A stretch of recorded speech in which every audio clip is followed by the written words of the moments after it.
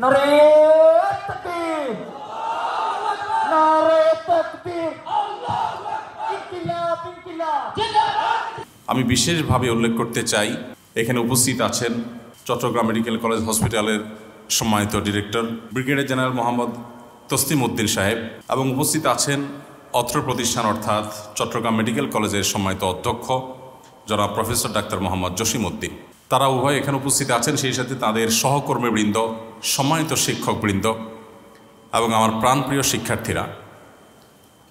আমরা মুহাম্মদ সাল্লাল্লাহু আলাইহি সাল্লামের উম্মত হতে পেরে অনেক বেশি গর্বিত এবং আল্লাহ সুবহানাহু ওয়া তাআলার কাছে অনেক বেশি কৃতজ্ঞতা আমাদের আদায় করতে থাকা উচিত। কারণ পৃথিবীর ইতিহাসে বহু মানুষ এসেছে, আরও বহু মানুষ আসবে।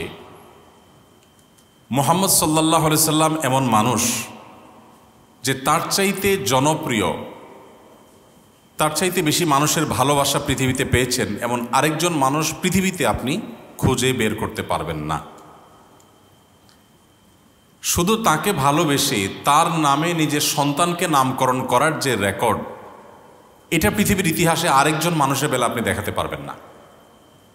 গোটা বিশ্বে মুহাম্মদ নামের যত মানুষ আছে এবং 1400 বছর ধরে তাকে ভালোবাসার যত মানুষ পৃথিবীতে আছে, গোটা পৃথিবীর সব মানুষের জনপ্রিয়তাকে যদিও জনপ্রিয়তা এই শব্দটি আজকাল খুব সস্তা ক্ষেত্রে ব্যবহার হয়, কিন্তু আমরা বোঝাতে চাচ্ছি যে মানুষের ভালোবাসা যে মানুষগুলোর জন্য থাকে, সেই ভালোবাসা সবগুলোকে যদি আপনি এক পাশে রাখেন আর মুহাম্মদ সাল্লাল্লাহু আলাইহি সাল্লামের প্রতি মানুষের ভালোবাসাকে যদি অপর প্রান্তে রাখেন, তো আমার তো ধারণা যে মুহাম্মদ সাল্লাল্লাহু আলাইহি সাল্লামের প্রতি মানুষের যে ভালোবাসা, এই ভালোবাসার ধারে কাছেও অন্য কোনোটাকে আপনি রাখতে পারবেন না। মানুষের ভালোবাসা খুব বেশি সময় ধরে আসলে ধরে রাখা যায় না। একজন মানুষ পৃথিবী থেকে চলে গেছেন 1400 বছর আগে, তার গত হওয়ার প্রায় 1.5 সহস্র বছর পরেও পৃথিবীতে তার যে জনপ্রিয়তা, বরং আমি ভিন্ন শব্দ বলি, তার প্রতি মানুষের যে ভালোবাসা, 1450 বছর পরের কথা, 14 বছর পরেই পৃথিবীর সকল জনপ্রিয় মানুষদের জনপ্রিয়তায় ভাটা পড়ে যায়। 14 বছরেরও প্রয়োজন হয় না, 14 মাস পর পৃথিবীর সবচাইতে আলোচিত, প্রশংসিত এবং অনেক নামি দামি মানুষগুলোর প্রশংসা এবং আলোচনা হারিয়ে যেতে শুরু করে। একজন মানুষ তার জীবনে কি ছিল যে কারণে যে 1400 বছর পরও পৃথিবীতে তিনি শুধু প্রাসঙ্গিকই নন, তিনি পৃথিবীর সকল মানুষের মধ্যে সবচেয়ে বেশি মানুষের কাছে প্রিয় এবং ভালোবাসার পাত্র। তাকে অন্তঃস্থল থেকে মানুষ এত ভালোবাসে কি কারণে? কি ছিল তার বৈশিষ্ট্য? অবাক করা বিষয় হলো, তাকে নিয়ে বহু গবেষণা হয়েছে, হচ্ছে, কিয়ামত পর্যন্ত হতে থাকবে। একজন মানুষ যার জীবনকে নিয়ে গবেষণা করে কোনো প্রকার কুল কেনারা করে মানুষ শেষ করতে পারছে না, পারবেও না। নতুন নতুন তত্ত্ব, নতুন নতুন দিক তার জীবনের মানুষ আবিষ্কার করছে এবং কিয়ামত পর্যন্ত সেটিকে মানুষ আবিষ্কার করতে থাকবে এবং অনুসরণীয় এক ব্যক্তিত্ব হিসাবে তার ধারে কাছে রাখার মতো আরেকটি মানুষ পৃথিবীতে পাওয়া যাবে না। সময়ত উপস্থিতি, আল্লাহর হাবিব সাল্লাল্লাহু আলাইহি সাল্লামের প্রতি মানুষের ভালোবাসা, আল্লাহর নবীর প্রতি মানুষের ভালোবাসা যে নজির আমরা দেখতে পাচ্ছি আজ পৃথিবীতে, আপনি পৃথিবীর ইতিহাসের অনেক বড় বড় রাজা বাদশাহ, অনেক বড় বড় প্রভাবশালী ব্যক্তিত্ব, অনেক সম্পদশালী ব্যক্তিত্ব, অনেক জনপ্রিয় ব্যক্তিত্ব পাবেন, যাদের গত হয়ে যাওয়ার 50, 100, 150, 200 বছর পর পৃথিবীতে তারা অনেকটাই অপ্রাসঙ্গিক হয়ে গেছে।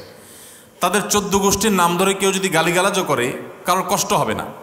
কিন্তু মুহাম্মদ সাল্লাল্লাহু আলাইহি সাল্লাম এমন এক মানুষ ছিলেন যে 1500 বছর পরও পৃথিবীর কোনো এক প্রান্তে তাকে নিয়ে কেউ একটা খারাপ মন্তব্য করলে কোটি কোটি মানুষের হৃদয়ে সত্যিকারের রক্তক্ষরণ শুরু হয়ে যায়, চোখের পানি চলে আসে, ক্ষোভে মানুষ ফেটে পড়ে। কি সেই সম্মোহনী শক্তি যেটা গোটা পৃথিবীকে আচ্ছন্ন করে রেখেছে। নবী রাসূলদের মধ্যেও তো অন্যান্য নবী রাসূলদের ক্ষেত্রে এই একই দৃষ্টান্ত আমরা খুঁজে পাই না। অর্থাৎ তিনি সকল নবী রাসূলদের মধ্যেও যে সবচেয়ে সেরা এবং শ্রেষ্ঠ এবং সবার চাইতে অনন্য, এটা তার জীবনের বহু দিক হয়তো আমরা দেখে খুঁজে বের করতে পারব। সম্মানিত উপস্থিতি, একজন মুসলিম তো বটেই, সত্যানুসন্ধানী মানুষ হিসেবে আমাদের প্রত্যেকের উচিত সেই মহামানবের জীবনকে শুরু থেকে শেষ পর্যন্ত একবার হলেও জানার চেষ্টা করা। কি ছিল তার জীবনে যে তিনি এতটা ভালোবাসা মানুষের অর্জন করতে পেরেছিলেন, এতটা প্রাসঙ্গিক তিনি ১৫০০ বছর পরেও গোটা পৃথিবীতে। এরকম একজন মানুষকে নিয়ে জানার যে কৌতূহল, জানার যে আগ্রহ, এটা সত্যানুসন্ধানে মানুষ হিসাবে আমাদের প্রত্যেকের মধ্যেই থাকা উচিত। এবং আমি আশা করব যে আমরা এখানে আজকে যারা আছি, যারা আমাদের বক্তব্য শুনছি, আমি সবাইকে অনুরোধ করব যে প্রিয় নবী সাল্লাল্লাহু আলাইহি সাল্লাম, মুহাম্মদ সাল্লাল্লাহু আলাইহি সাল্লামের জীবনী শুরু থেকে শেষ পর্যন্ত, তার জন্মের আগের প্রেক্ষাপট, তখনকার বিশ্ব পরিস্থিতি, বিশেষ করে তার জন্মস্থান মক্কা এবং তার আশপাশের যে পরিবেশ পরিস্থিতি ছিল, এবং তার জন্ম থেকে নিয়ে মৃত্যু পর্যন্ত পুরা জীবনীকে আমরা যদি কেউ জানতে চাই, তাহলে সেক্ষেত্রে ৩ থেকে ৪০০ পৃষ্ঠার একটি বই আমাদের জন্য এর সহায়ক হতে পারে, যথেষ্ট হতে পারে। আমরা চাইলে মাত্র ১ সপ্তাহে তার জীবনীটাকে জানার চেষ্টা করতে পারি। সবাই চেষ্টা করবো তো ইনশাআল্লাহ। আমি আজ বিশেষভাবে আপনাদের প্রতি অনুরোধ রাখব যে নবী সাল্লাল্লাহু আলাইহি সাল্লামকে জানার উদ্দেশ্যে তার যে কোনো একটি পূর্ণাঙ্গ সিরাতের গ্রন্থ শুরু থেকে শেষ পর্যন্ত আপনি পড়ে শেষ করেন। বরং সম্ভব হলে আপনি কমপক্ষে ৩টি সিরাতের গ্রন্থ ৩ আঙ্গিকে লেখা, সেগুলো যদি আপনি পড়ে দেখেন, আমার বিশ্বাস আপনার ইমানের মিটার এটা সাধারণ স্তর থেকে অনেক উপরে উঠে যাবে ইনশাআল্লাহ। সম্মানিত উপস্থিতি, নবী করিম সাল্লাল্লাহু আলাইহি সাল্লাম পৃথিবীতে এসে পৃথিবীকে কি দিয়ে গেছেন, এই আলোচনা তো অনেক বড় আলোচনা। তার যে অবদান ছিল বিশ্ব মানবতার প্রতি, তার মধ্যে সবচেয়ে বড় বিষয় যেটি, তা হলো গোটা বিশ্বের মানুষকে তিনি হেদায়েতের পথে পথনির্দেশ করেছেন। বিভ্রান্তি এবং গোমরাহির পথ থেকে মানুষকে মুক্তির পথ দেখিয়েছেন। এজন্যই তাকে বলা হয় মানবতার মুক্তির দূত। মানুষের কল্যাণ এবং অকল্যাণের পথ তিনি চিহ্নিত করে দিয়ে গেছেন। আজ পৃথিবীতে অনেক আইডিয়া মানুষ এক্সপেরিমেন্ট করছে, অনেক আইডিয়া পশ্চিমে, পূর্বে, মধ্যে, গোটা পৃথিবীতে আপনি দেখবেন মানুষ অ্যাপ্লাই করে দেখছে। এই আইডিয়া, এই ধারণাগুলোকে অ্যাপ্লাই করার পর কখনো তার বিরূপ প্রভাব আমরা লক্ষ্য করছি, কখনো তার ভালো প্রভাব লক্ষ্য করছি, কখনো দেখতে পাচ্ছি যে একটা সময় পর্যন্ত তার ভালো প্রভাব থাকলেও আবার একটা সময় তার খারাপ প্রভাব আমাদের কাছে প্রকাশিত এবং প্রমাণিত হয়ে যায়। নবী করিম সাল্লাল্লাহু আলাইহি সাল্লাম তিনি যে লাইফস্টাইল, তিনি যে জীবন দর্শন বিশ্ব মানবতাকে দিয়ে গেছেন, আজও পর্যন্ত পৃথিবীতে কেউ এটি প্রমাণ করতে পারেনি যে মুহাম্মদ সাল্লাল্লাহু আলাইহি সাল্লামের দেওয়া লাইফস্টাইল বা তার দেওয়া জীবন দর্শনের এই দিকটা মানব সভ্যতার জন্য অনুপকারী বলে সাব্যস্ত হয়েছে। এটা আজও পর্যন্ত পৃথিবীতে কেউ বলতে পারেনি। বরং অবাক করা বিষয় হলো যে তার দেওয়া জীবন দর্শনের বিভিন্ন দিক, সেগুলোর যৌক্তিকতা, সেগুলোর বৈজ্ঞানিক ব্যাখ্যা, সেগুলোর যথার্থতা, এটা বিভিন্ন সময় শত শত বছর পর মানুষ আবিষ্কার করছে, উদ্ঘাটন করছে, অনুভব করছে, উপলব্ধি করতে পারছে। বিশেষ করে 2024-এর এই পর্যায়ে দাঁড়িয়ে আপনি নবী সাল্লাল্লাহু আলাইহি সাল্লামের শত শত সুন্নাহ খুঁজে পাবেন, যে সুন্নাহগুলোর যৌক্তিকতা, যথার্থতা 50, 100 বা 150 বছর আগেও পৃথিবীর মানুষ জানতো না, কিন্তু আজ সেটা দিনের আলোর মতো পরিষ্কার। তো এই মানুষটি সম্পর্কে জানার কৌতূহল, জানার আগ্রহ, জানার জন্য আমাদের মধ্যে প্রেরণা থাকা উচিত। অন্তত তার উম্মত হিসাবে, তার অনুসারীর দাবিদার হিসাবে তার জীবনী জানা আমাদের জন্য একেবারেই অপরিহার্য। আল্লাহ তাআলা আমাদের সবাইকে সে তৌফিক দান করুন। সময়ত উপস্থিতি, নবী করিম সাল্লাল্লাহু আলাইহি সাল্লাম তার কথা শুনলেই সাধারণত আমাদের স্মৃতিপটে বা মানসপটে ভেসে ওঠে যে তিনি ইসলাম ধর্মের প্রবর্তক ছিলেন। তিনি মানুষকে ধর্মের কথা বলতেন, আল্লাহর কথা, রাসূলের কথা বলতেন, আখিরাতের কথা বলতেন। এটুকুর মধ্যেই বোধহয় তার জীবন সীমাবদ্ধ। আমি এটুকু খাটো করে দেখাচ্ছি না, বরং এই বিষয়টা ছিল তার জীবনের সবচেয়ে বড় বিষয় এবং তার জীবনের সবচেয়ে বড় মিশন হলো, যেটা আমি একটু আগে বলছিলাম, মানবতাকে মুক্তির পথ দেখানো। মানবতার সত্যিকারের মুক্তির পথ কোথায়, কোন দিকে, এটি বিভিন্ন সভ্যতায় মানুষ বিভিন্ন রকমের আবিষ্কারের মধ্য দিয়ে এক্সপেরিমেন্ট চালিয়েছে। মানুষ দেখেছে যে এভাবে চলে দেখা যাক মানুষের অধিকার আদায় করা যায় কিনা, ওইভাবে চলে দেখা যাক মানুষকে সুখে বা শান্তিতে রাখা যায় কিনা, অন্য কোনো আইডিয়া হয়তো অন্য কোনো সভ্যতায় অন্য কোনো সমাজে এক্সপেরিমেন্ট করা হয়েছে যে সেটার কোনো সুফল পাওয়া যায় কিনা। আমি যেটি বলছিলাম, মুহাম্মদ সাল্লাল্লাহু আলাইহি সাল্লাম এমন জীবন দর্শন নিয়ে এসেছেন যে 1400 বছর আগের কোনো জীবন দর্শন এ যুগে পৃথিবীতে প্রাসঙ্গিক হওয়া তো দূরের কথা, একেবারেই অচল হওয়ার কথা, যেখানে তার জীবন দর্শনের প্রতিটি দিকের একেবারে ক্ষুদ্রাতি ক্ষুদ্র দিকও যদি আপনি খুঁজে দেখেন তো দেখবেন যে সেটার যথার্থতা, সেটার বাস্তবতা দিন যত অতিবাহিত হচ্ছে তত বেশি আমাদের কাছে দিনের আলো মতো পরিষ্কার হচ্ছে। আপনারা মেডিকেল কলেজের স্টুডেন্ট, আপনাদের উদ্দেশ্যে বলতে পারি যে এই যে কোভিড-19 গেল, আমরা কোয়ারেন্টাইনের কথা শুনলাম, আমরা স্বাস্থ্যবিধির কথা শুনলাম। আমার কাছে একবার এক সাংবাদিক কোনো একটা টিভি চ্যানেল উনি আসলেন কোভিড-19 সময়, এসে বললেন, হুজুর স্বাস্থ্যবিধি সম্পর্কে একটু কিছু কথা বলেন। তো আমি বললাম, এটা তো ডাক্তারদের সাবজেক্ট, এটা তো আমার সাবজেক্ট না, আমি তো একজন টিপিক্যাল হুজুর মানুষ, আমার কাছে তো হুজুরই কোনো সাবজেক্ট নিয়ে আসবেন। তখনই বললেন যে ভাই, মূলত আমাদের ধর্মে যেহেতু পরিচ্ছন্নতার কথা বলা আছে আর ডাক্তাররা আমাদেরকে পরিচ্ছন্ন থাকতে উৎসাহিত করেন, অনুপ্রাণিত করেন, তো এই জায়গাটায় যেহেতু আপনাদের ইন্টারেস্ট এবং ডাক্তারদের ইন্টারেস্টের জায়গাটা এক হয়ে যাচ্ছে, মানুষ যেহেতু আলেমদের কথা শুনতে পছন্দ করেন, আপনি কিছু কথা বলেন। তো সে প্রসঙ্গে আমরা কিছু কথা বললাম, সাংবাদিক অবাক হয়ে গেলেন এবং বললেন যে ভাই, এর অনেক কথা আমারও জানা ছিল অ্যাজ এ মুসলিম, তবে অবাক করা বিষয় হলো যে মনে হচ্ছে যে কোভিড-19 এই প্রেক্ষাপটে মহানবী হজরত মুহাম্মদ সাল্লাল্লাহু আলাইহি সাল্লাম মনে হচ্ছে আজকেই এই হাদিসগুলো বলে গেলেন। এটা যে 1450 বছর আগের বলা কথা, সেটা যে আজকের এই কোভিড-19 ভয়াবহ পরিস্থিতিতে গোটা পৃথিবী যখন দিশেহারা, এই সময়টাতেও তার সেই কথাগুলো যে প্রাসঙ্গিক হতে পারে, এটা তো ভাবতেই অবাক লাগছে। কিভাবে সম্ভব এটা?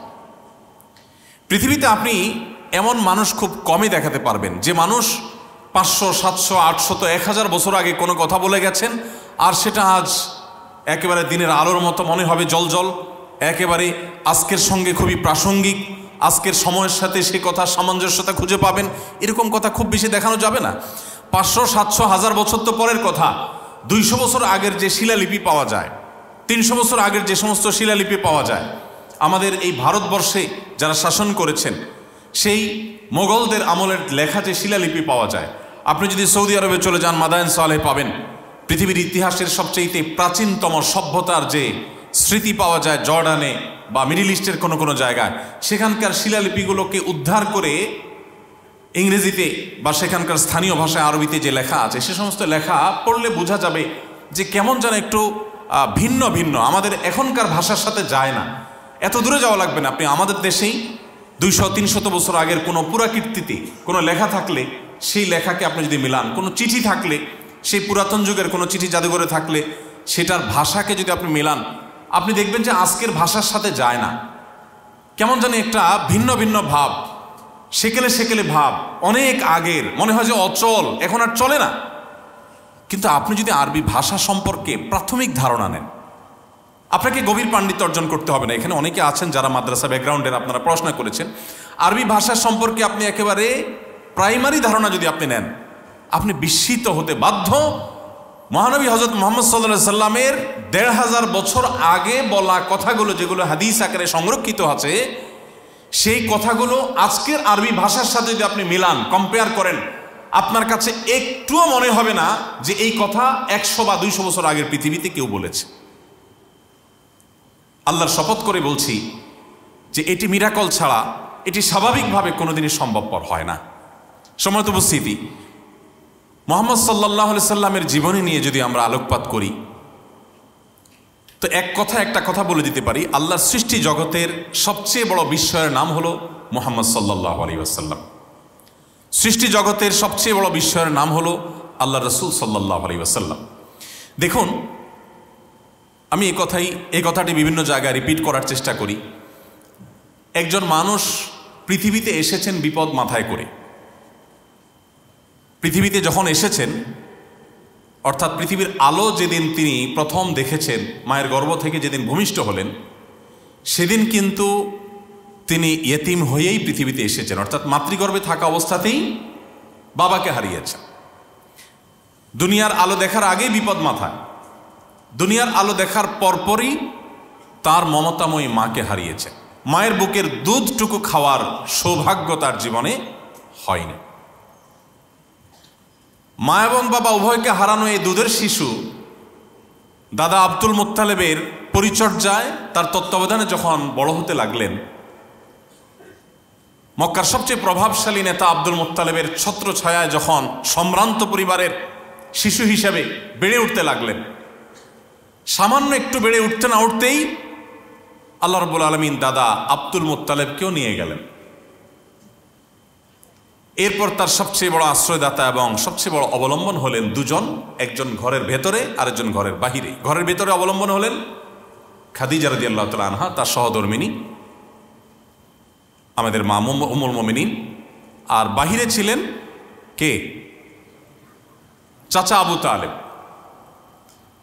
তার জীবনের সবচেয়ে কঠিন সময়ের যখন তিনি মুখোমুখি, মক্কার মানুষদের আসল রূপ, আসল চেহারা যখন তিনি দেখতে পেলেন, তার নবুয়ত এবং রিসালতের আহ্বান যখন উপস্থাপন করতে লাগলেন এবং চতুর্মুখী বাধা যখন আসতে শুরু করলো, মক্কায় তাকে থাকতে দেয়া হবে কি হবে না এই সিদ্ধান্ত যখন মক্কার যে সমস্ত মানুষরা নিচ্ছিল, যারা মুহাম্মদ সাল্লাল্লাহু আলাইহি সাল্লাম বা তার বংশের লোকদের ধারে কাছে আসতে পারা সৌভাগ্যের ব্যাপার ছিল, সেই মানুষগুলো যখন তাকে শারীরিকভাবে আঘাত করা শুরু করছে এবং তাকে নানাভাবে হেনস্থা করার বন্দোবস্ত যখন করা হচ্ছে, এরকম কঠিন সময় তার একমাত্র আশ্রয়দাতা ওই চাচা আবু তালেব এবং ঘরের তার একমাত্র সান্ত্বনার জায়গা খাদিজা রাদিয়াল্লাহু তাআলা আনহা, উভয়কে আল্লাহ তাআলা নিয়ে গেলেন।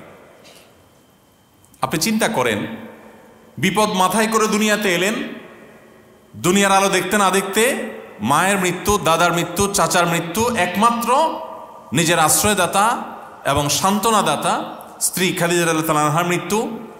এরপর শুরু হলো মক্কার মুশরিকদের নির্যাতন, নিষ্পেষণের স্টিম রোলার। মুখে থুতু নিক্ষেপ করা থেকে নিয়ে সিজদা যাওয়ার পর উটের বুড়ি, পেটের ভেতরকার ময়লা আবর্জনা, উটের আবর্জনা ছাগলের আবর্জনার মতো না, অনেক বড়, অনেক ভারী, অনেক ওজন, সেটা সিজদা যাওয়ার পর তার মাথার উপর চাপিয়ে দেওয়া হলো। নড়ার শক্তি নেয়, নিঃশ্বাস বন্ধ হয়ে মৃত্যু হওয়ার উপক্রম। তার কন্যা দূর থেকে দেখে এসে চিৎকার করে কাঁদতে কাঁদতে বাবাকে উদ্ধার করলেন। তাকে শারীরিকভাবে আক্রমণ করে রক্তাক্ত করা হয়েছে সাফা পাহাড়ের উপর। আবু লাহাবের পাথরের আঘাতে তার শরীর থেকে রক্ত ঝরে পড়েছে। তায়েফের মানুষকে রক্ষা করতে গেলেন, তাদেরকে মুক্তির পথে আহ্বান করতে গেলেন, জবাবে তারা তার রক্তে তাকে এমনভাবে রঞ্জিত করলেন যে তার শরীরের রক্ত গিয়ে জুতোর সাথে মিশে একাকার হয়ে পা এবং জুতা লেপ্টে গেল। তিনি যখন তায়েফ থেকে নিগৃহীত হয়ে, নির্যাতিত হয়ে নিজের মাতৃভূমিতে ফিরে আসলেন, মাতৃভূমির মানুষ তখন তাকে জায়গা দেবে কি দেবে না, ঢুকতে দেবে কি দেবে না, সে আশঙ্কা মাথায় নিয়ে তাকে প্রবেশ করতে হলো। এত নির্যাতনের মুখে আর সেখানে টিকতে পারলেন, আল্লাহর নির্দেশে তাকে হিজরত করতে হলো। নিজের মাতৃভূমি ছেড়ে চলে যাওয়া, জীবনে কখনো ফিরে আসার সুযোগ হবে কি না সেটা জানেন না। আমাদের মাতৃভূমির মতো সাধারণ মাতৃভূমি নয়, যে মাতৃভূমিতে আল্লাহর ঘর আছে, বাইতুল্লাহ আছে, যেখানে ওমরা করতে হয়, হজ করতে হয়, তওয়াফ করতে হয়, সমস্ত দুঃখ গাথা আল্লাহকে নিবেদন করার সুযোগ যেখানে আছে, সে সুযোগ হাতছাড়া হয়ে যাবে, নিজের মাতৃভূমি হাতছাড়া হয়ে যাবে। এই সব কিছু রেখে রাতের অন্ধকারে চলে যেতে হবে। সেই চলে যাওয়াটাও সুখকর নয়, চলে যেতেও তাকে দেয়া হচ্ছে না। তাকে রাতের অন্ধকারে পালিয়ে, গতানুগতিক পথ এড়িয়ে, ভিন্ন পথে গিয়ে, গারে সৌরের গুহায় গিয়ে আশ্রয় নিয়ে জীবন বিপন্ন হওয়ার উপক্রম, এরকম শত শঙ্কা মাথায় নিয়ে তাকে মদিনায় যেতে হলো। মদিনায় এসে যে শান্তিতে থাকতে পেরেছেন তা তো না, একের পর এক বদর, উহুদ, খন্দক, একটার পর একটা যুদ্ধ তাকে চাপিয়ে দেয়া হলো, একটার পর একটা জুলুম তার উপরে চাপিয়ে দেওয়া হলো, আগ্রাসন তার উপরে চাপিয়ে দেওয়া হলো। গোটা মদিনাকে শুধুমাত্র তাকে কেন জায়গা দেওয়া হলো, সেজন্য ধ্বংস করার সকল আয়োজন পরিসমাপ্ত করা হলো। আপনি যদি নবী সাল্লাল্লাহু আলাইহি সাল্লামের জীবনে অধ্যয়ন করেন, আপনি অবাক হবেন। আমার মনে হয় এমন একটি রাত ছিল না তার জীবনে যেই রাত নিশ্চিন্ত মনে নির্ভাবনায়, কোনো প্রকার দুশ্চিন্তার এবং কোনো প্রকার টেনশন ছাড়া, অর্থাৎ কোনো প্রকার চাপ ছাড়া তিনি তার একটি রাত অতিবাহিত করার সুযোগ পেয়েছেন। এটা তার জীবনে আপনি হয়তো একদিনও খুঁজে পেতে কষ্ট হবে। একজন মানুষের দুনিয়াতে আসার আগে থেকে বিপদ, দুনিয়া আসার পর পদে পদে এভাবে বিপদ ঠেলতে ঠেলতে তার জীবনকে পার করেছেন। আমরা তো এরকম মানুষকে জনম দুঃখী বলে আখ্যায়িত করি, কিন্তু আপনি অবাক হয়ে যাবেন যে নবী করিম সাল্লাল্লাহু আলাইহি সাল্লামকে আল্লাহ তাআলা পৃথিবীর সবচেয়ে সফল, সবচেয়ে সার্থক মানুষদের শীর্ষে রেখেছেন। এত বিপদগ্রস্ত মানুষ, গোটা জনম যার, গোটা জীবন যার গেছে বিপদে বিপদে, সে মানুষদের বেঁচে থাকাটাই তো বেশি। তিনি কি শুধু বেঁচে থেকেছিলেন? তিনি কি করেছেন? তার যে মিশন নিয়ে তিনি এসেছিলেন, শত সহস্র বাধার পাহাড় প্রাচীরকে ডিঙিয়ে তার সে মিশনকে সফলতার সর্বোচ্চ চূড়ায় রেখে তারপর দুনিয়া থেকে চলে গেছেন সাল্লাল্লাহু আলাইহি ওয়াসাল্লাম। প্রিয় ভাইরা আমার, তার পুরা জীবনের প্রত্যেকটা অধ্যায় বিষয়ে এতজন সহধর্মী নিয়ে সাথে নিয়ে সংসার করেছেন, ঘর করেছেন, কিন্তু তার সে সাংসারিক জীবনে একজন স্ত্রীর একটি কমেন্ট আপনি তার শত্রুদের লেখা বইও বের করতে পারবেন না যে যিনি বলবেন যে আমি আসলে আনহ্যাপি ছিলাম তার সাথে। আপনি দেখাতে পারবেন না। এত শত্রু ছিল তার। মক্কা থেকে মদিনা আসার পর যে শান্তিতে থাকতে পারবেন তা না তো। মক্কা থেকে যেরকম সেখান থেকে বসে বসে তারা যুদ্ধগুলো চাপিয়ে দিয়েছে, আবার মদিনার ভেতর থেকে ইয়াহুদিরা, মুনাফিকরা কত মুখী বাধা তাকে অতিক্রম করতে হয়েছে। বেদুইনরা আজকে এরা যুদ্ধের প্রস্তুতি নেয়, কালকে তারা গুপ্ত হামলা করার প্ল্যান করে, পরশুদিন দেখা যাচ্ছে মুনাফিকরা মসজিদ নির্মাণ করেছে, তাকে দিয়ে উদ্বোধন করবে, আসলে পাথর প্রস্তুত করে রেখেছে যে তিনি যাবেন আর ছেড়ে দিয়ে তাকে হত্যা করবে। কত শত আয়োজন। তখনকার যে পৃথিবীর পরাশক্তিগুলো ছিল তারা কি বসেছিল? তারাও সদা প্রস্তুত ছিল এবং তারাও সক্রিয় ছিল। রোমানরা, পারস্যের সম্রাটরা, কে না তার সাথে যুদ্ধে জড়িয়েছে। সম্মানিত উপস্থিতি, একজন মানুষের দুনিয়ার আলো দেখবার আগে থেকে নিয়ে তার ওয়াফাত বা মৃত্যুর শেষ মুহূর্ত পর্যন্ত প্রতিটা মুহূর্তে যাকে শত সহস্র বাধার প্রাচীর ডিঙিয়ে সামনে চলতে হয়েছে, তার বেঁচে থাকাটাই তো মিরাকল। সেখানে শুধু তিনি বেঁচে থাকেন নাই, তার আদর্শকে শুধু বাঁচিয়ে রাখেন নাই, তার আদর্শকে পৃথিবীর সবচেয়ে শক্তিশালী আদর্শ হিসাবে প্রতিষ্ঠা করে তারপরে দুনিয়া থেকে গেছেন। সময় বা সুযোগ পেয়েছেন প্রকৃত অর্থে মাত্র 10 বছর। মক্কার যে জীবন ছিল তার, সে মক্কার 53 বছর পুরোটাই তো ছিল অলমোস্ট চাপের উপরে, প্রেশারের উপরে। প্রকাশ্যে নামাজ পড়াই দায়, প্রকাশ্যে মানুষকে ইসলামের প্রচারের কথাই বলা যেখানে দায় ছিল, সেখানে কাজ করবার সুযোগ কোথায়? মদিনায় এসে কিছুটা অনুকূল পরিবেশ পেয়েছেন শত সহস্র বাধা সত্ত্বেও। এত সব বাধা ঠেলতে ঠেলতে এই 10 বছরের মধ্যে অর্ধ পৃথিবী মুসলমানদের পায়ের নিচে এনে দিয়ে গেছেন। যেখানে কালিমায়ে শাহাদাত পাঠ করাটাই অপরাধ ছিল, সেখানে গোটা পৃথিবীর অর্ধেক মুসলমানদের শাসনের অধীনে এনে দেওয়ার সকল বন্দোবস্ত করে তারপর দু চোখ বন্ধ করে তিনি চিরতরে ঘুমিয়েছিলেন সাল্লাল্লাহু আলাইহি ওয়াসাল্লাম। সময়ত উপস্থিতি, এত বাধা যার জীবনে, এত সংগ্রাম যার জীবনে, সে মানুষটার জীবনে অনেক ভুল হওয়ার কথা, অনেক বিচ্যুতি হয়ে যাওয়ার কথা। আপনি অবাক হবেন যে তার এই 63 বছরের জীবনে একটি ঘটনা আপনি বের করতে পারবেন না, একটি সিঙ্গেল ঘটনা আপনি বের করতে পারবেন না যে তিনি কোনো একটা কিছু করার পর তাকে লজ্জিত অনুতপ্ত হয়ে সরি বলতে হয়েছে যে আসলে ভুল হয়ে গেছে আমার। আপনি এরকম একটা ঘটনা বের করতে পারবেন না। আপনি ছোট্ট একটা প্রতিষ্ঠানের পরিচালনা করেন 1 বছরের জন্য, 1 বছর পর আপনার অন্তত 5টা 10টা 20টা বিষয় এমন পাওয়া যাবে যে আসলে ডিসিশনটা সঠিক হয়নি, এখানে এই রোল প্লে করাটা ঠিক হয় নাই, এখানে এই কথা বলাটা ঠিক হয়নি। এরকম বহু জিনিস আপনি বের করতে পারবেন। আমরা বিভিন্ন প্রতিষ্ঠান পরিচালনার সাথে জড়িত আছি। আমার সুন্নাহ ফাউন্ডেশন আছে, আমাদের ঘর বাড়ি আছে, সংসার আছে। সাংসারিক জীবনে আপনি আপনার স্ত্রীর কাছে কতবার সরি বলতে হয়েছে? যারা বিবাহিত আছেন তারা টের পাবেন। এখানে সরি একটু বেশিই বলা লাগে। কিন্তু আপনি মুহাম্মদ সাল্লাল্লাহু আলাইহি সাল্লামের জীবনে যদি না পড়েন, আপনার জীবনের সবচেয়ে বড় দুর্ভাগ্যজনক অধ্যায় হবে সেটি। আপনি মুসলমান, আপনি মুহাম্মদ সাল্লাল্লাহু আলাইহি সাল্লামের জীবনীটা একবার পড়ে দেখেননি? তার পুরো জীবনে দাম্পত্য জীবনের স্বামী স্ত্রীর মধ্যে বোঝাপড়ার চেয়ে একটু গরমিল হয়নি তা কিন্তু না, হয়েছে। তিনি অভিমান করে বাসা থেকে মসজিদে এসে শুয়ে রয়েছেন, বাসায় আজ যাচ্ছেন না, অভিমান করে। সাহাবীদের মধ্যস্থতায় সেটি নিষ্পত্তি হলো, তিনি বাসায় গেলেন। তিনি আমাদের মতো রক্ত মাংসের তৈরি মানুষ ছিলেন, তবে আমাদের সাথে তার কোনো তুলনা চলে না।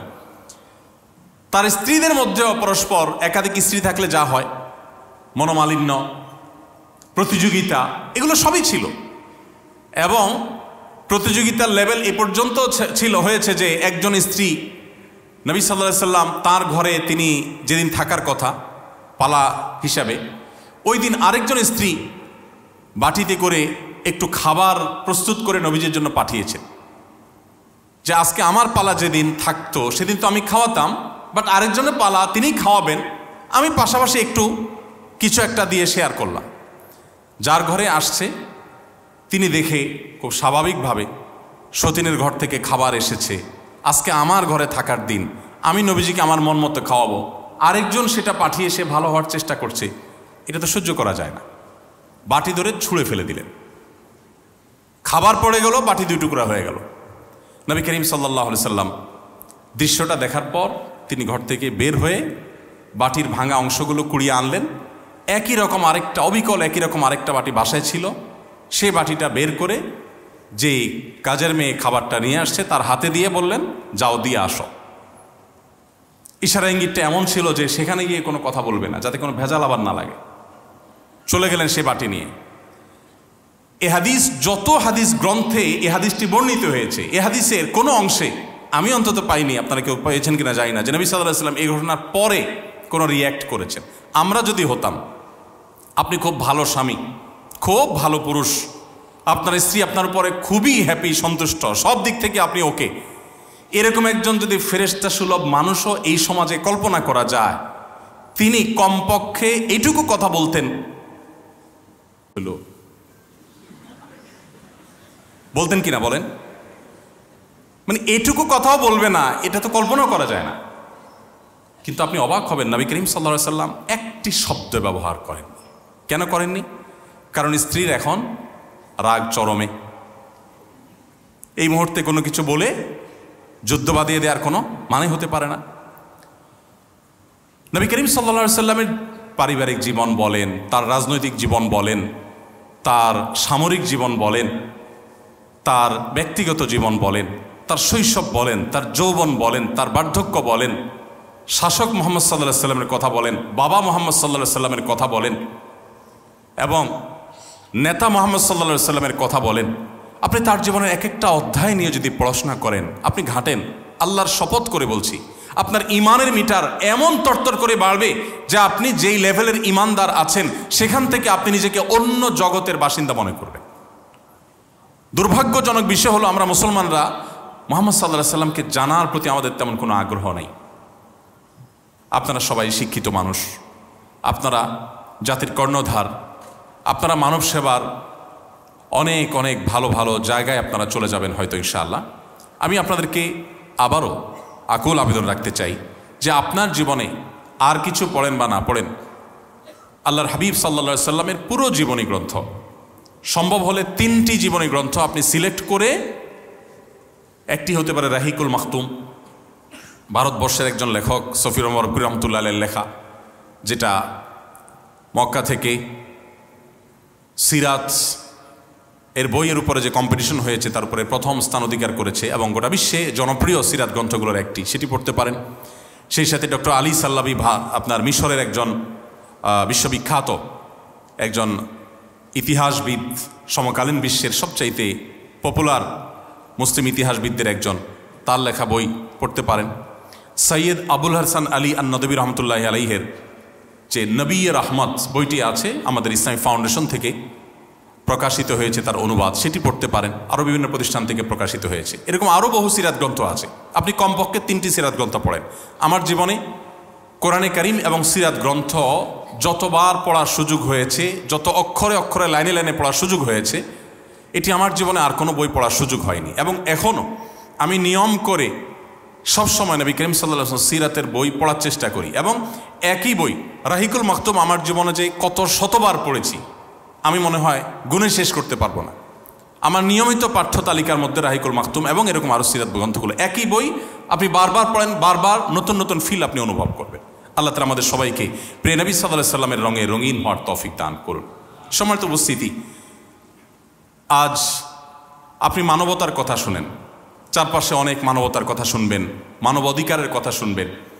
মুহাম্মদ সাল্লাল্লাহু আলাইহি ওয়াসাল্লামের মানবিক দিকগুলো যেগুলো তার জীবনে ছিল, তার জীবনে যে সমস্ত মানবাধিকারের নীতিমালা তিনি প্রণয়ন করে গেছেন এবং যেগুলোর বাস্তবায়ন তিনি করেছেন, আপনি যদি সেগুলোর উপরে পড়াশোনা করেন এবং ঘাঁটেন, আপনি অবাক হয়ে যাবেন যে ১৫০০ বছর আগের পৃথিবীতে মানুষ এটা কিভাবে বলতে পারে। আমি সবসময় একটা কথা বলি, সিরাত পাঠের আগে বা নবী সাল্লাল্লাহু আলাইহি ওয়াসাল্লাম সম্পর্কে আলোচনা শোনা বা বলার আগে আপনাকে একটু থামতে হবে।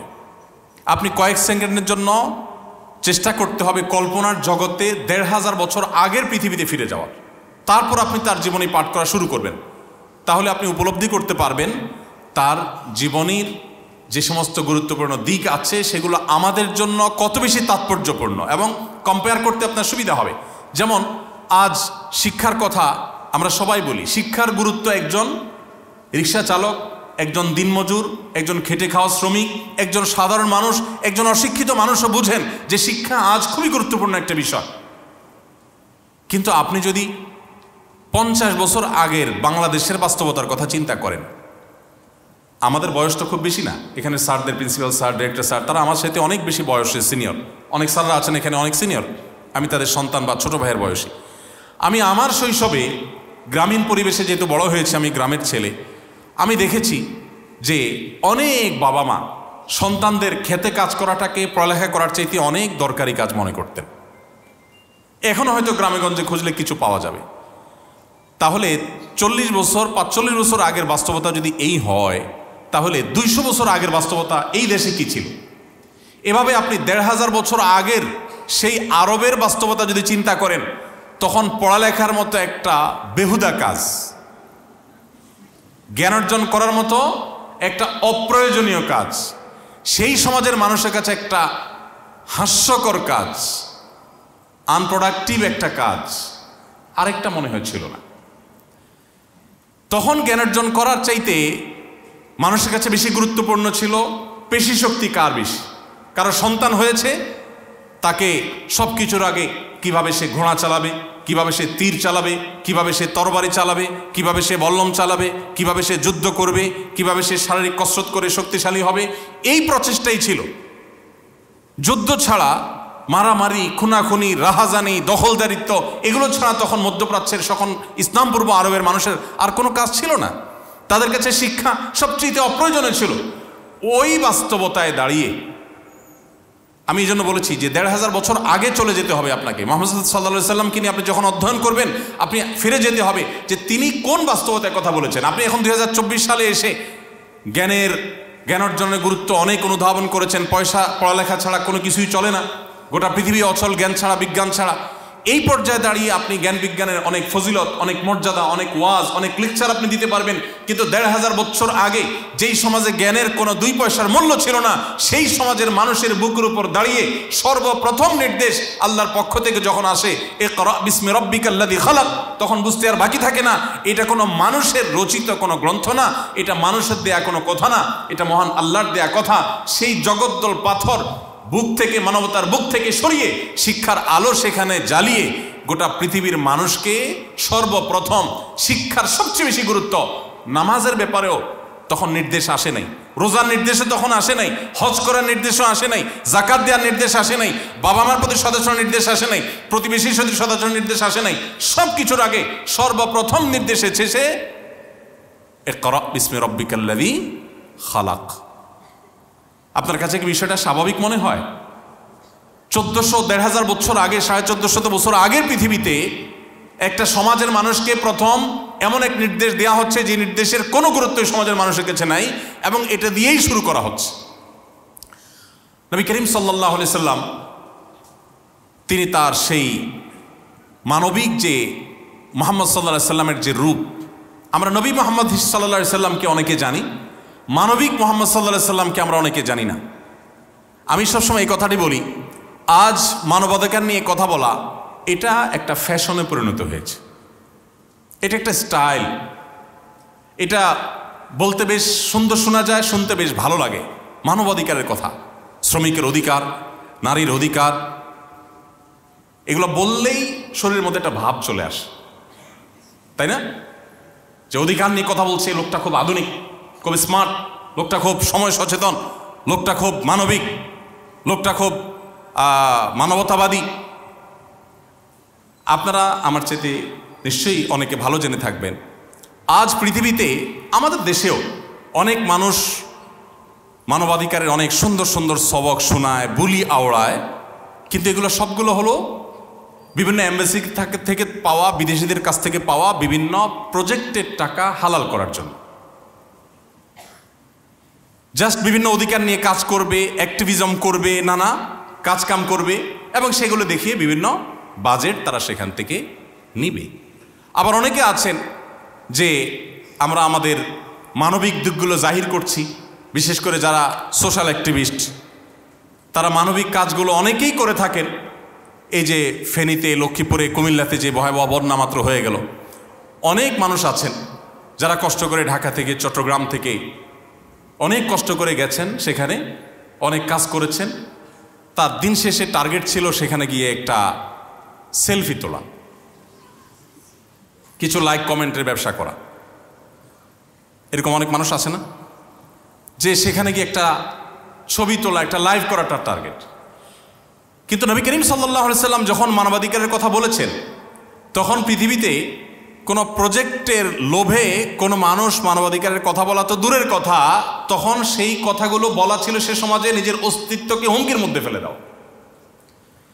মেয়ে হিসাবে জন্মগ্রহণ করা যে সমাজে অপরাধ হিসাবে গণ্য করা হতো, নারী হিসাবে জন্মগ্রহণ করেছে এটাকে একটা দোষণীয় বিষয় মনে করা হতো। নিজের বাবা নিজের কন্যা সন্তান মেয়ে কেন হলো, যুদ্ধে তো আমার সাথে যেতে পারবে না, এই সন্তান দিয়ে তো আমার কাজে লাগবে না, সেজন্য তাকে জীবন্ত পুঁতে ফেলতো যেই সমাজ, সেই সমাজের বুকের উপর দাঁড়িয়ে মুহাম্মদ সাল্লাল্লাহু আলাইহি সাল্লাম শুধু নারীকে রক্ষা করেন নাই, আকাশে তুলে রেখে গেছেন। তিনি বলে গেছেন, কোনো বাবা যদি দুটি কন্যা সন্তানকে সঠিকভাবে লালন পালন করে, কোনো বৈষম্য না করে, কোনো অবিচার না করে, সঠিকভাবে তাদের তদারকি করে, সুসন্তান বানায়, আল্লাহর সাথে পরিচিত করায়, ঈমান তার ভিতরে প্রথিত করে, কোনো প্রকার জুলুম অবিচার না করে, এক কথা সদাচরণ করে, দায়িত্বশীল অভিভাবকের দায়িত্বটা যদি পালন করে, দুটি কন্যা সন্তানের এরকম দায়িত্ব নিলে নবী করিম সাল্লাল্লাহু আলাইহি সাল্লাম সেই ব্যক্তির জান্নাতের গ্যারান্টি এবং নবীর সাথে জান্নাতে থাকার গ্যারান্টি দিয়েছে।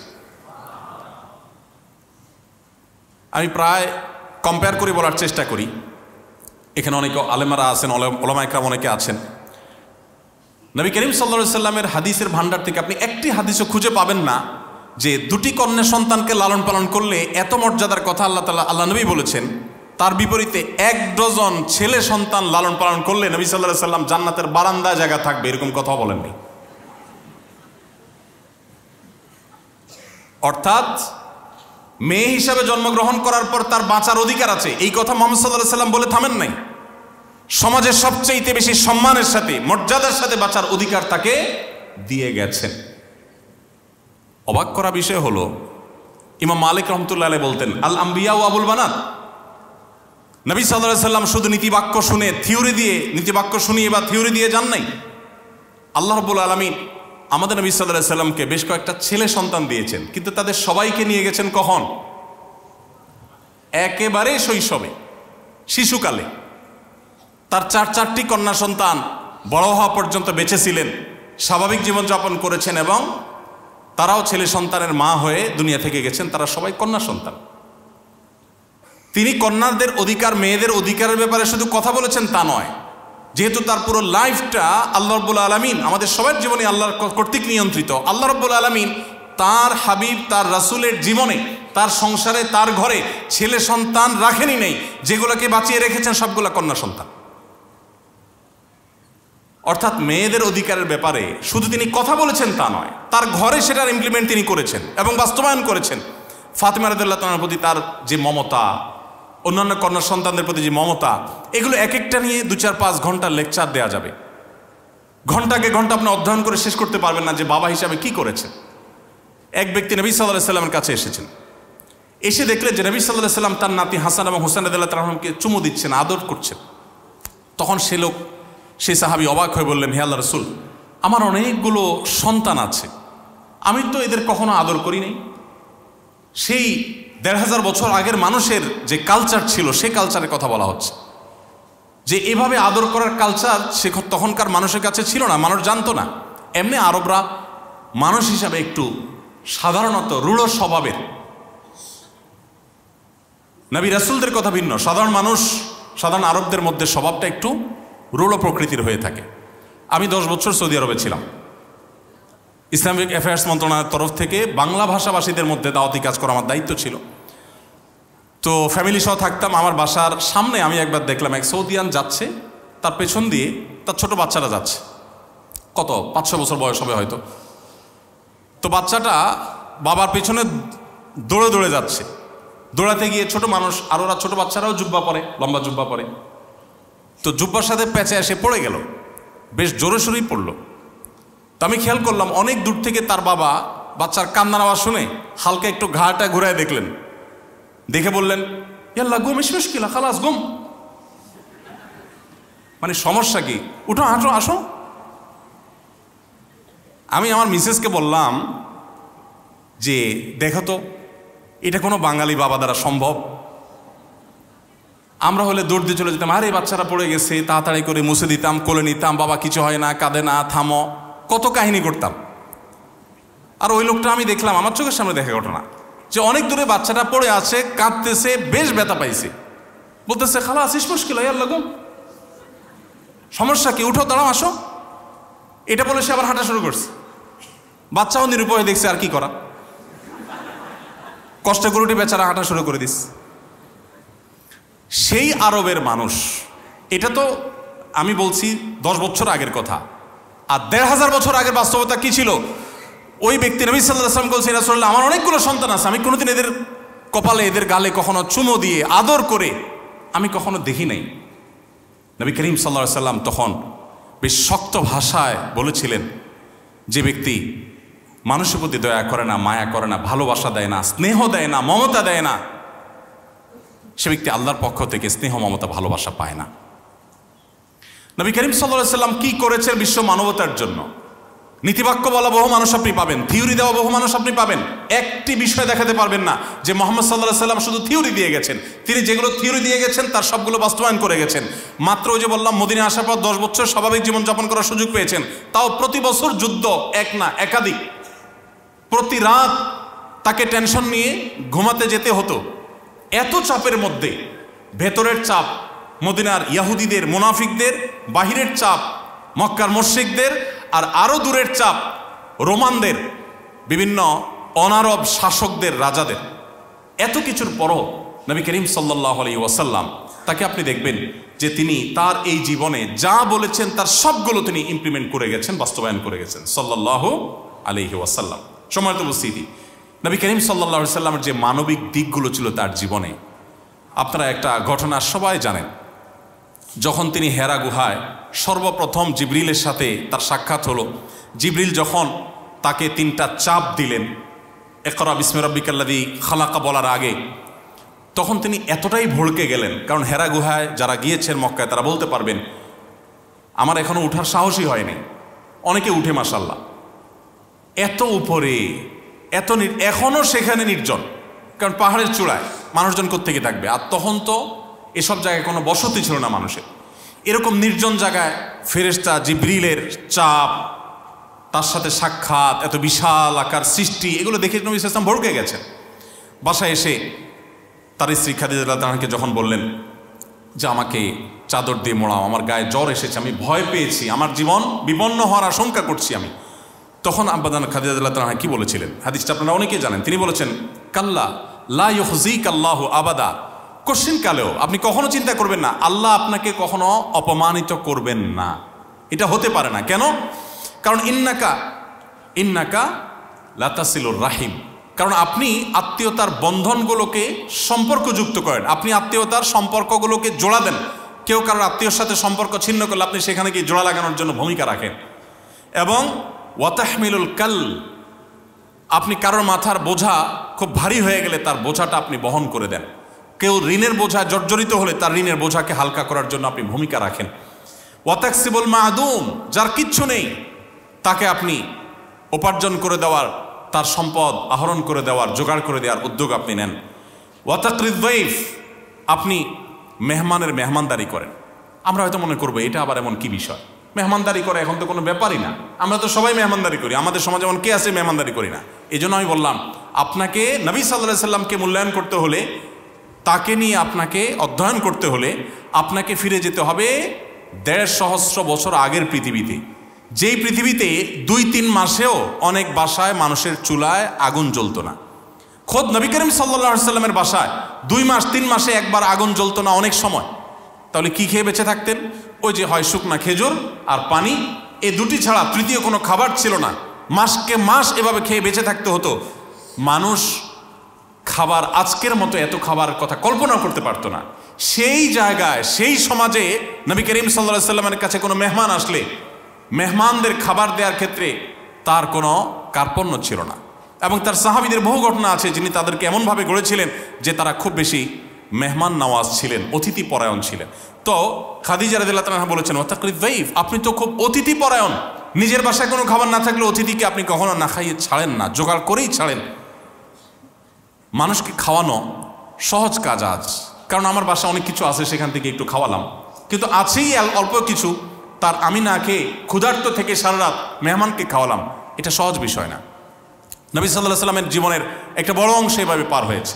এরপর তিনি বলেছেন, ওয়াতাঈনু আলা নওয়াইবিল হক, মানুষের অধিকার আদায়ের জন্য আপনি কাজ করেন। যেহেতু আপনি এত বেশি মানবিক উদ্যোগ গ্রহণ করেন, অতএব আপনাকে আল্লাহ তাআলা কখনো বেইজ্জত করবেন না, লাঞ্ছিত করবেন না। তিনি মানবতার উপকারের জন্য, মানুষের আর্থিক যে সমস্ত চাহিদা আছে সেগুলো পূরণ করবার জন্য, অভাবী গরিব দুস্থ মানুষদের পাশে দাঁড়াবার জন্য যাকাতের বিধান আল্লাহর পক্ষ থেকে আমাদের জন্য আরোপ করেছেন।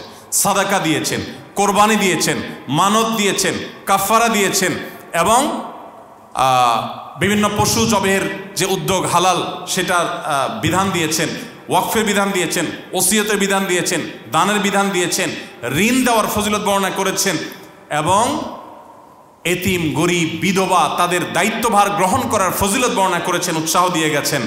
এবং যত রকমের কল্যাণমূলক কাজ আছে, মসজিদ নির্মাণ, মানুষকে পানি পান করানো, কূপ খনন করা, রোজাদারকে ইফতার করানো, তালেব ইলমদের খানা খাওয়ানো, এতেকাফকারীদের খেদমত করা, মসজিদের আবাদ করা, সমাজের নানামুখী কাজ করা, বিপন্ন মানবতার পাশে দাঁড়ানো, বিধবাদের বিশেষ করে দায়িত্বভার গ্রহণ করা, এরকম শত সহস্র আইটেম বলা যাবে। এমনকি বন্দীদেরকে খাবার দেওয়ার উদ্যোগ গ্রহণ করা, শত সহস্র আইটেম তিনি বের করেছেন এবং সেগুলোর ইমপ্লিমেন্ট করেছেন মানবতার মুক্তির জন্য, মানবতার উপকারের জন্য, মানবিক উদ্যোগ হিসাবে। মানবিক মুহাম্মদ সাল্লাল্লাহু আলাইহি সাল্লাম তার যে জীবনের মানবিকতার দিকগুলো আছে, শুধু এগুলো নিয়ে যদি আপনি অধ্যয়ন করেন, আপনি যদি পড়েন, আপনি অবাক হয়ে যাবেন। এই সবগুলো তিনি শুধুমাত্র আবাদ করে যান নাই, শুধুমাত্র সমাজের মানুষকে বলে যান নাই, তত্ত্ব দিয়ে যান নাই, তিনি তার প্রত্যেকটি নিজে হাতে বাস্তবায়ন করে তারপরে পৃথিবীতে গেছেন। সময় কিন্তু সেই 10 বছর, যুদ্ধ করতে করতে জীবন শেষ, এত কিছু করে গেছে। ভাইরা আমার, তো সেই নবী করিম সাল্লাল্লাহু আলাইহি সাল্লাম সম্পর্কে আমাদের জানা প্রয়োজন আছে না নেই? আলোচনা করতে করতে হয়তো অনেক দিক আমরা অনেক দিক চলে যেতে পারবো, অনেক আলোচনা করতে পারবো। আমার মনে হয় আমরা কনক্লুশনে চলে আসি। নবী করিম সাল্লাল্লাহু আলাইহি সাল্লাম তার চাইতে উত্তম কোনো আদর্শ, তার চাইতে উত্তম কোনো মডেল, কোনো বিকল্প আমাদের জন্য, গোটা বিশ্বের মানুষের জন্য আর কেউ হতে পারে না। এটা একজন মুসলমান হিসেবে শুধুমাত্র ভক্তি বিশ্বাসের বিষয় না, এটা বাস্তবতা। দেখুন, আজ আমরা বৃক্ষরোপণের অনেক ফজিলত জানি, তাই না? আমি একবার একটা টেলিভিশন প্রোগ্রামে একজন বাংলাদেশের নামকরা একজন স্থপতি, পাশাপাশি তিনি পরিবেশবিদ, তার সাথে একটা প্রোগ্রামে একসাথে ছিলাম। তো আমার পালা যখন আসলো, আমি পরিবেশ নিয়ে কিছু কথা বলার যখন সুযোগ আসলো আমি পরিবেশ সম্পর্কে কয়েকটা হাদিস শোনালাম। আমার বক্তব্য শেষ করার পর অনুষ্ঠানের ফাঁকে সে ভদ্রলোক, সে স্থপতি এবং পরিবেশবিদ, তিনি আমাকে বললেন, হুজুর আমি তো মুসলমান, খুব প্র্যাকটিসিং, 5 ওয়াক্ত নামাজ কালাম পড়ি, কিন্তু আমি জীবনে এগুলো শুনি নেই। পরিবেশ সম্পর্কে আমার নবী এই সমস্ত কথা বলে গেছেন।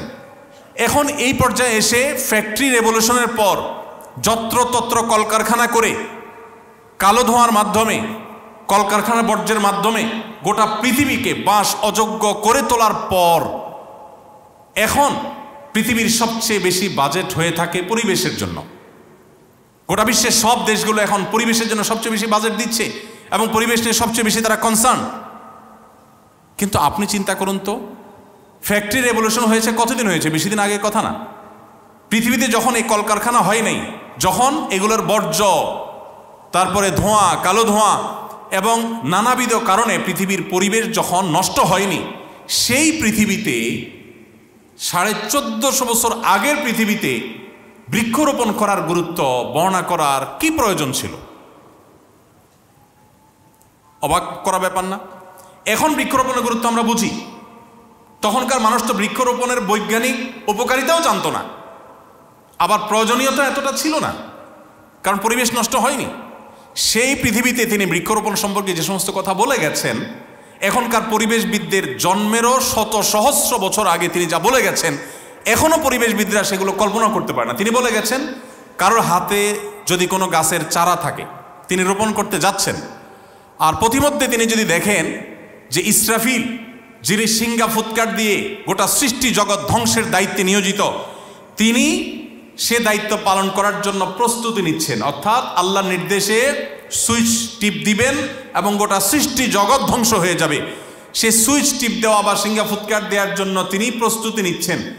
এমত অবস্থায় তোমার হাতে থাকা গাছের যে চারা আছে, এটা লাগাতে গিয়ে তোমার যদি মনে হয় যে লাগিয়ে এখন আর কি লাভ হবে, এখনই তো সব তুলার মতো সব ভেঙে চুরমার হয়ে ধ্বংস হয়ে যাবে, এই গাছের চারা থাকবেই তো না, তাহলে লাগিয়ে কি লাভ হবে, এই চিন্তা তুমি না করে ওই রকম পরিস্থিতিতে তুমি গাছের চারাটি রোপণ করে ফেলবে। তুমি রোপণ করে ফেলেছো, সেটা টিকুক আর না টিকুক, তোমার প্রচেষ্টার কারণে আল্লাহর কাছ থেকে তুমি রিওয়ার্ড পাবে, সওয়াব পাবে। দেখুন, নবী করিম সাল্লাল্লাহু আলাইহি ওয়াসাল্লাম বলেছেন, তুমি যদি কোনো গাছ লাগাও, তোমার সে গাছ থেকে কোনো পশু, কোনো পাখি, কোনো পোকা, কোনো মাকড়, কোনো কিছু যদি খায়, কোনোভাবে উপকৃত হয়, তাহলে তুমি তাদেরকে খাদ্য দানের যে সওয়াব, যে রিওয়ার্ড, যে বিনিময়, এটা আল্লাহর কাছ থেকে পাবে। আমি একবার জিনাদের এক মাহফিলে একজন সেখানকার স্থানীয় জনপ্রতিনিধি ছিলেন, তো প্রসঙ্গত ওনাকে আমি একটু রসিকতা করে বললাম যে, ভাই আপনি অনেক বড় নেতা মানুষ মাশাআল্লাহ, এবং বহু মানুষকে আপনি খাবার খাওয়ান, অনেক টাকা পয়সা দেন, রাজনৈতিক কারণে, ভোটের জন্য, নোটের জন্য, নানা কারণে আপনারা দেন এগুলো, বাট আমার জিজ্ঞাসা হলো, আপনি জীবনে 2000 পিপিলিকাকে একবেলা দাওয়াত করে খাওয়াতে পারবেন কিনা? তুমি বলেন যে ভাই এটা আবার কেমন কথা বললেন, পিঁপড়া 2000 খাওয়ানোর মানে কি দাঁড়ালো? আমি বললাম আচ্ছা, আপনি 500 পাখিকে একবেলা মেহমানদারি করবেন, এই সুযোগ আছে? বলো না, এটা কিভাবে সম্ভব? তো আমি বললাম, আল্লাহ নবী সাল্লাল্লাহু আলাইহি ওয়াসাল্লাম সে আইডিয়া আমাদেরকে দিয়ে গেছেন। আপনি যদি 5টা গাছ লাগান, এগুলোকে যদি আপনি সুন্দর করে পরিচর্যা করেন, বড় করে তোলেন, নবী করিম সাল্লাল্লাহু আলাইহি ওয়াসাল্লাম বলে গেছেন যে এই গাছ থেকে কোনো না কোনো পাখি এর পাতা থেকে, এর ফল থেকে, এর ফুল থেকে সে জীবিকা আহরণ করবে, এবং তুমি কিন্তু তাদেরকে খাওয়ানোর সওয়াব তুমি পেয়ে যাবে। ভাইরা আমার, আমরা আজ শ্রমিকের অধিকারের কথা বলি। শ্রমিকের অধিকারের কথা কি বলি? যে তাদের ন্যায্য পারিশ্রমিক দিয়ে দাও, তাদের রেস্টের সুযোগ রাখো, 8 ঘন্টা কাজ, 8 ঘন্টা ঘুম, এর ব্যবস্থা রাখো। নবী করিম সাল্লাল্লাহু আলাইহি ওয়াসাল্লাম কি বলে গেছেন জানেন? তিনি বলেছেন, শ্রমিকের শরীরের ঘাম শুকাবার আগে তার পারিশ্রমিক দিয়ে দাও। আমি যখন সৌদি আরবে ছিলাম, তখন সৌদি আরবের নিয়ম ছিল, এখন কি আছে আমি জানি না, 25 তারিখে স্যালারি হয়ে যেত। পৃথিবীর কোনো দেশে আছে কিনা আমি জানি না। তো আমি তখন জানতাম, তখন সৌদি আরব রাষ্ট্রীয়ভাবে ইসলামকে অনেক বেশি প্রমোট করতো। বাকি দিন দিন অধপতন গোটা পৃথিবীতে হচ্ছে, তাদেরও হচ্ছে। এখন পরিস্থিতি কোথায় দাঁড়িয়ে আছে আমি জানি না, তবে 5-7 বছর আগেরও কথা আমি জানি যে 25 তারিখে স্যালারি হওয়ার রাষ্ট্রীয় নিয়ম ছিল। তো আমি একটু অবাক হয়ে গেলাম প্রথম যাওয়ার পর, ভাই 25 তারিখে স্যালারি কাহিনী কি? সাধারণত মানুষ 5 তারিখ 10 তারিখ পর্যন্ত নিয়ে যায়, কিন্তু মাস শেষ হওয়ার 5 দিনে গিয়ে স্যালারি কেন?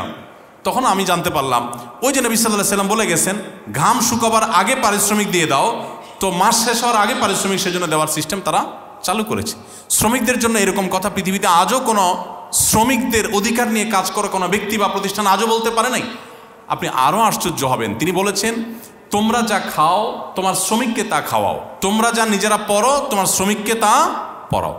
এখন আপনি যে ব্র্যান্ডের শার্ট কিনেছেন, আপনি আপনার ড্রাইভারের গায়ে যদি এসে দেখেন কাকতালীয়ভাবে আপনি শার্টটা পরে আসছেন, আজকে নতুন শার্ট, আয়সা গাড়িতে উঠে দেখলেন ড্রাইভার সাহেব সেম ওই ব্র্যান্ডের শার্টটা পরে মাশাআল্লাহ বসে আছে, তখন মেজাজটা কেমন হবে বলেন?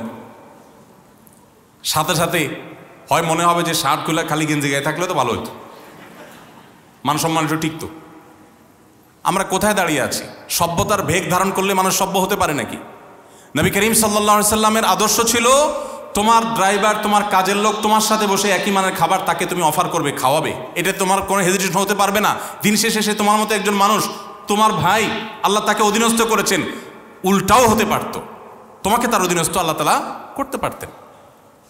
মানবাধিকার নিয়ে অনেক কথাই বলা যাবে, কিন্তু শ্রমিকের অধিকারের ব্যাপারে এই লেভেলের কথা শুধু বলা নয়। বেলাল হাবশি রাদিয়াল্লাহু তাআলা আনহু একজন কালো নিগ্রো মানুষ ছিলেন। আরবদের মধ্যে রেসিজম কোন লেভেলের আছে, যারা মধ্যপ্রাচ্যে ছিলেন, আপনাদের চিটাগাংয়ের বহু মানুষ সৌদি আরবে থাকে, দুবাইতে থাকে, আপনারা ভালো করে জানবেন কি পরিমাণ থাকে। ওরা অনারবদেরকে অনেক, আমি সবার কথা বলছি না, ওদের একটা বড় অংশ বা প্রধান অংশ বলতে পারেন, অনারবদেরকে মানুষই মনে করে না অনেক ক্ষেত্রে। সেই আরবদের মধ্যে আপনি চিন্তা করেন, তাও আবার 1400 বছর আগের যে আরবরা, যাদের মধ্যে বর্বরতা ভয়ঙ্কর ছিল, সেই সমাজে, ইসলামের আগের কথা বলছি, সেই সমাজে নবী করিম সাল্লাল্লাহু আলাইহি ওয়াসাল্লাম এসে কি করেছেন? বেলাল রাদিয়াল্লাহু তাআলা আনহু যিনি বাহির থেকে এসেছেন, একে তো বহিরাগত, খেয়াল করেন, এখনো সৌদিতে বা মিডিল ইস্টে ফরেনারদেরকে কি বলে জানেন? সেখানকার স্থানীয় ভাষা আলেমরা বলতে পারবেন কি বলে ভাই? আজনবী। ওই জন্য জানেন আজনবী শব্দের অর্থ কি জানি আমরা? হ্যাঁ, আজনবী মানে কি? আননোন, মানে চিনি না তোমার, তুমি কে, তুমি ইন্ডিয়ান, তোমাকে আমি চিনি না, তুমি আমার দেশের না, অচেনা। এবং আরেকটা শব্দ আছে আরবিতে আজমি। আজমি শব্দটির যদি মানে ভেতর নিয়ে আমরা আলোচনা করি আপনি অবাক হয়ে যাবেন। কি অর্থ? বোবা। আরেকটা অর্থ আছে আল আজমাউ জুরহুহা জুবার, হাদিসে আছে চতুষ্পদ জন্তুকে সাধারণত আজমা বলা হয়। সেখানে যারা আরবিতে কথা বলতে পারে না তাদেরকে তারা কি বলে? আজমি। আপনাদের চিটাগাংয়েও এই রোগটা কিছুটা আছে। আপনাদের প্রতি শ্রদ্ধা রেখে আমি বলতে চাই, আমার জীবনের একটা গুরুত্বপূর্ণ অংশ চট্টগ্রামের মাটিতে কেটেছে এবং টুকটাক চিটাঙ্গা কথা হইতারি। আপনাদের এখানে চিটাঙ্গের বাইরের লোকদেরকে আপনারা বইঙ্গা বলেন, তাহলে এই রোগ আপনাদের মধ্যেও ভালো জিনিস না। কিন্তু যাই হোক, তো যেটা বলছিলাম যে আমাদের নবী করিম সাল্লাল্লাহু আলাইহি সাল্লাম তিনি, আমি কেন এই বিষয়টাকে টানলাম, এই বিষয়টা টানলাম এই জন্য, দেখেন তিনি একজন সাহাবী বাহির থেকে আসছেন, তার নাম হলো বেলাল রাদিয়াল্লাহু তাআলা আনহু, সবাই জানি আমরা, তাই না? এই লোকটা, তাকে যে মূল্যায়ন করেছেন, মর্যাদা দিয়েছেন, সেই মর্যাদাটা লেভেল কি ছিল এটা বোঝার জন্য, তখনকার পরিস্থিতি বোঝানোর জন্য বললাম যে রেসিজম কোন লেভেলের ছিল। সেই জগদ্দল পাথর বুকের উপর থেকে সরিয়ে, সেই রেসিজম যে সমাজে ছিল, সেই সমাজের বুকের উপরে টান টান করে বুক দাঁড় করিয়ে, শীর দাঁড় করিয়ে তিনি বেলাল রাদিয়াল্লাহু তাআলা আনহু যিনি বাহির থেকে এসেছেন, শুধুমাত্র তাকে মানবিক মর্যাদা দিয়ে শেষ করেননি। একাধারে যে লোকটা বাহির থেকে আসছেন, অনারব, ইথিওপিয়ান, আবার তিনি গায়ের রং তার কালো ছিল, অর্থাৎ যেই রঙের মানুষদেরকে পছন্দ করতো না, সাদা কালো। এখনো পৃথিবীতে আমেরিকার মতো দেশেও আপনারা জানেন শ্বেতাঙ্গ কৃষ্ণাঙ্গদের মধ্যে যে এক ধরনের স্নায়ুযুদ্ধ এটা চলমান আছে এখনো।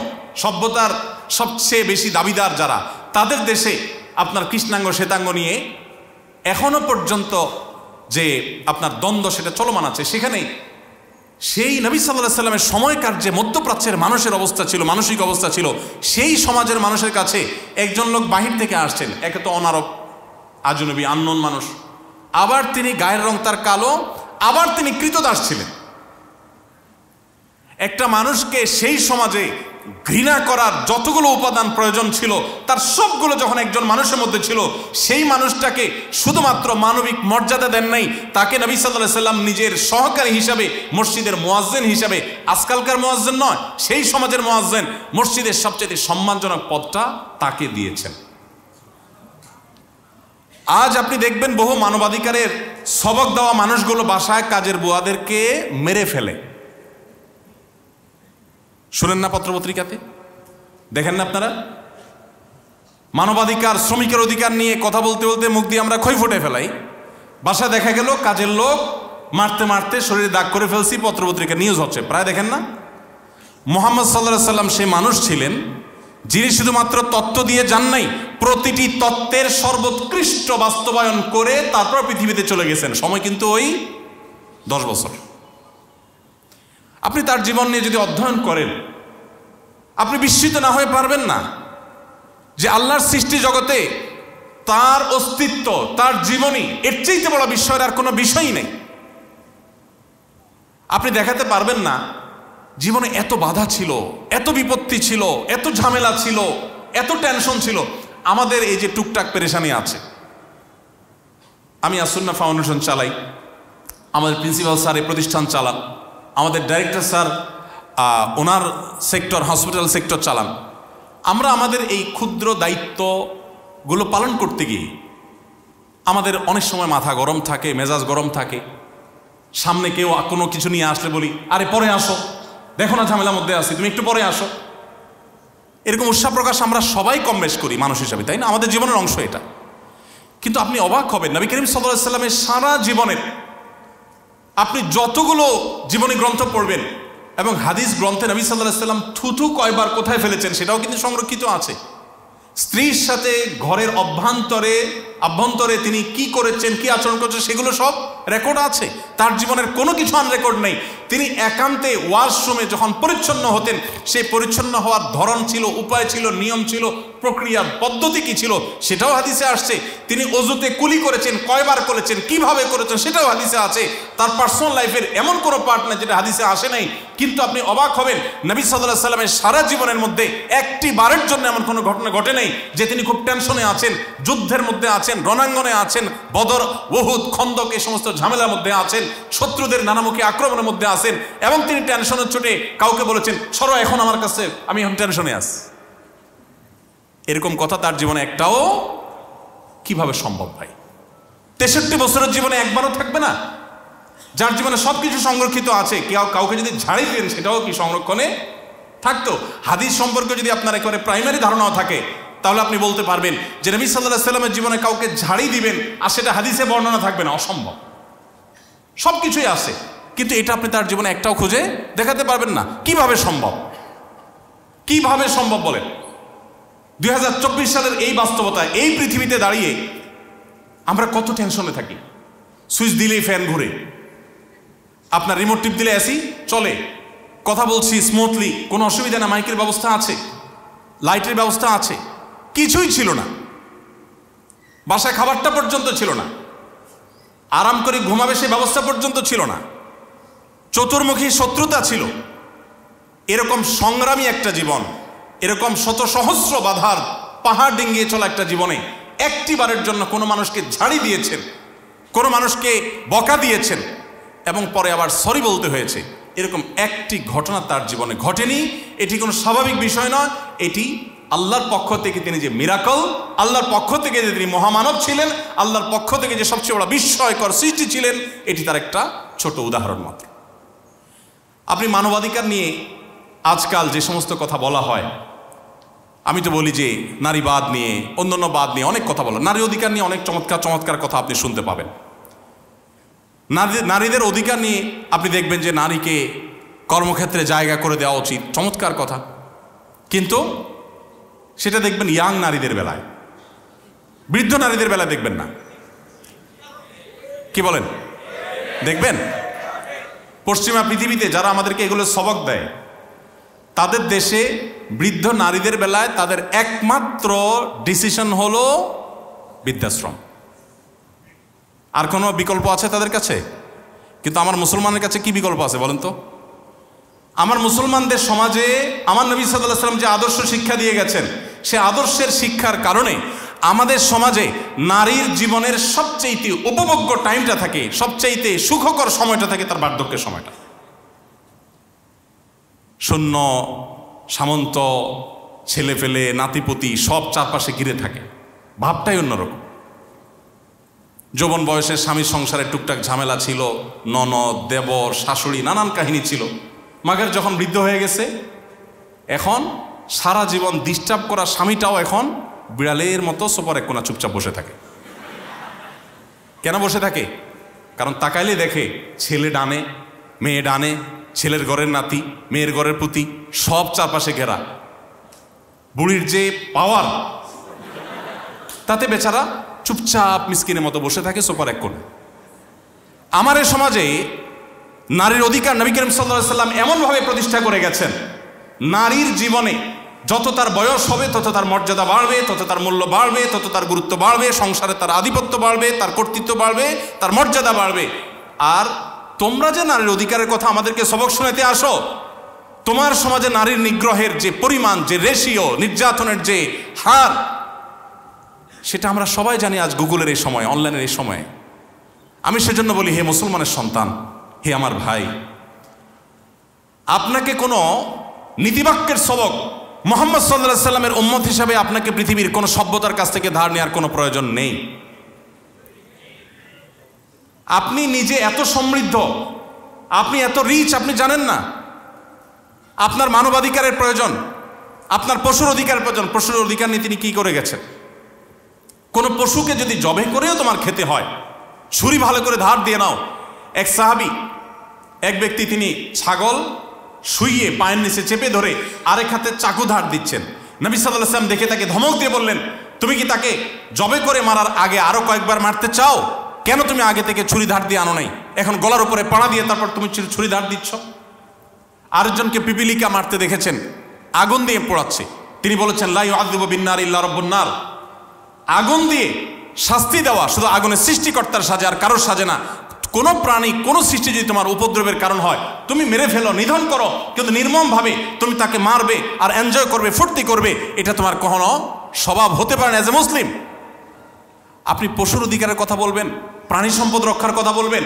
আমি আবারও বলছি, চলে যান ১৫০০ বছর আগের পৃথিবীতে, যখন মানুষ কি করতো জানেন? নবী সাল্লাল্লাহু আলাইহি সাল্লাম তো অনেক পরের কথা, তার একজন সাহাবী দেখতে পেলেন যে কোরাইশের, মক্কার কিছু যুবক ছেলে ফেলে, যুবক পোলাপানের যৌবন বয়সে অনেক পাগলামি করে, অনেক উচ্ছলতা থাকে, উন্মাদনা থাকে। তারা দেখলেন যে এক ব্যক্তিকে ধরে নিলেন, তার কাছে অনেকগুলো পাখি আছে। এই পাখিগুলোকে সবগুলাকে বেঁধে বেঁধে রাখছে এবং তীর দিয়ে তারা দূর থেকে ওটাকে নিশানা বানায় টার্গেট করে তীর মারছে। কোনো পাখির গায়ে লাগছে, মারা যাচ্ছে সাথে সাথে। মারা গেলে তখন ওই পাখির বিনিময়ে ওই যে তীরটা লাগছে, ওই তীরটা পাখির মালিককে দিয়ে দিচ্ছে। এটা একটা খেলা, জুয়ার মতো অনেকটা বানায় নিচ্ছে। তো পাখির চাইতে তীরের দাম অনেক বেশি, মালিক তীরটা পেয়ে যাচ্ছে। আর যদি পাখিতে না লাগে তাহলে তো নাই। তো এইভাবে একটা খেলা তারা সাজাচ্ছিল, জাস্ট এনজয় করছে, পাখিকে নির্মমভাবে মেরে মেরে।